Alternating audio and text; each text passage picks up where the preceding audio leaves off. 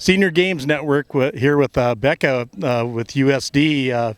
We were walking by and saw this big safe tent here you have. Could you tell us a little bit about what you have going on here? Yeah, so the Sustained Athlete Fitness Exam is the SAFE. We started this in 2009 for the South Dakota Senior Games, and we actually brought it to the National Senior Games, and we've been doing it there since 2011. So for more than a decade. It's been an ongoing research project of mine at the University of South Dakota, and we've been able to use all of the data that we've collected at nationals and bring it back to the state level.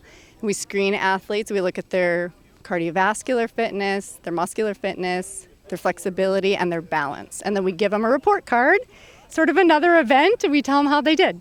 Well, just one more thing. People that do senior games tend to be a lot more conscious of their fitness and their well-being. I guess this fits right into that perfectly. Oh, yes. This is the perfect group to study and to work with. And I think some people look at them and say, well, they don't need anything. They're all doing great. They're performing and they're competing and they're able to do all of these things.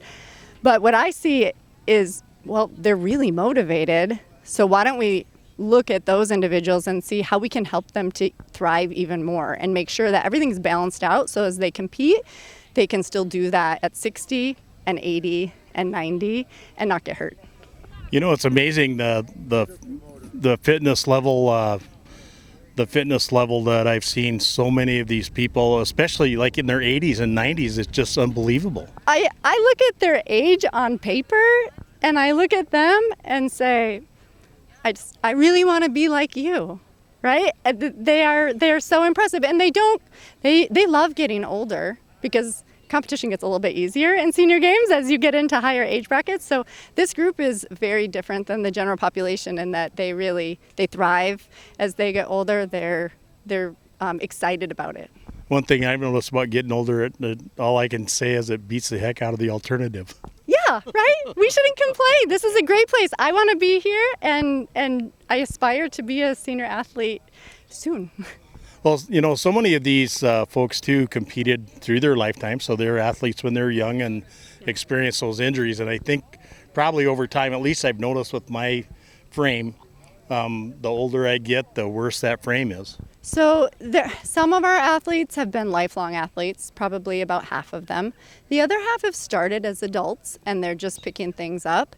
And I think there's different needs for both groups, right? We're dealing with some repetitive use injuries and some, you talk about what it's like to do the same sport for 20 years, but how about for 60 years or 70 years? So we're able to stop, I'm a physical therapist and I have my students who are PT students. We're able to stop and look at how they do on the SAFE and say, this is how we can help you to stay in the game, right? To still be able to thrive.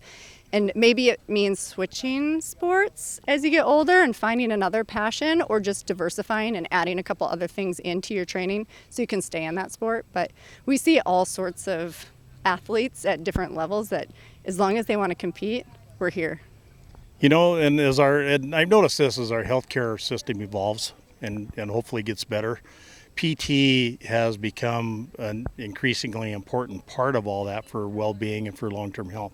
Oh, yes. I think we really strive to be the movement specialists for everyone at every age, at whatever stage of life they're in. And I think what we have to offer is no pun intended, but it's very safe.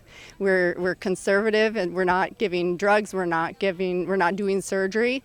We're showing people how they can live a healthy life. And I think a big part of what we're doing here is preventative medicine, which is something that I think all of us could benefit from and that, our healthcare system could work on a little bit more too. Yeah, we're one of the worst healthcare systems in the world for preventative stuff, aren't we? We don't like to pay until there's a fire to put out. And so this is a great thing for my students to see, is a healthy, thriving population that is over the age of 50, that is running around at 85, jumping and throwing themselves over poles, right? That's possible is really important to see.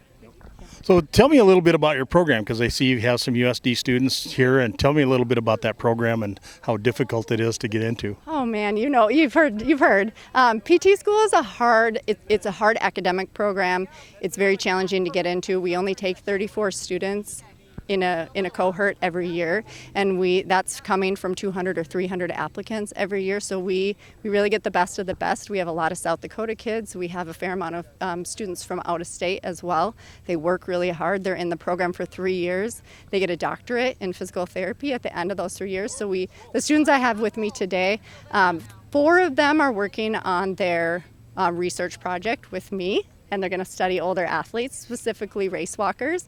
And one of them's a third year, and one of them is a second, or I'm going to say it wrong. One of them's a first year. So we're offering this to all of the students as they go through the program. They're learning about healthy aging as well as pathology when they're in class. Yeah. Well, and seniors being a real big increasing part of the population is just makes a lot of sense to get into that. Yes, the demographic is growing. We know that, and the population 85 and older is growing the fastest.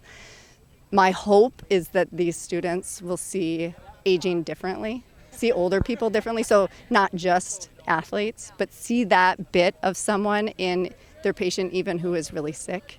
If that potential is there, then I think we're less likely to be ageist, and I really want to help influence how they think about working with older people, and hope that they want to do that. Yeah. Well, I don't think we could finish on any better point than that, Becca. I really appreciate you taking a couple of minutes and hanging out with us today, and please keep up the great work and keep churning out these great physical therapists. Thank you. We love being here.